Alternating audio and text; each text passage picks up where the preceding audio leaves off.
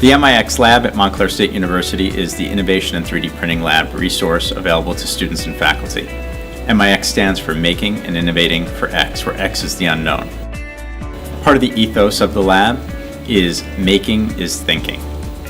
And so we support students that are interested in solving their problems by designing 3D prints, and through the making process and design process, they're able to think more deeply about the innovation they're creating or the problem they're trying to solve.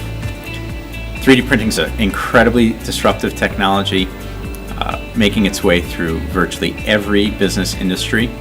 And so learning the skills of design and 3D printing will serve any student on campus well in their post-academic career.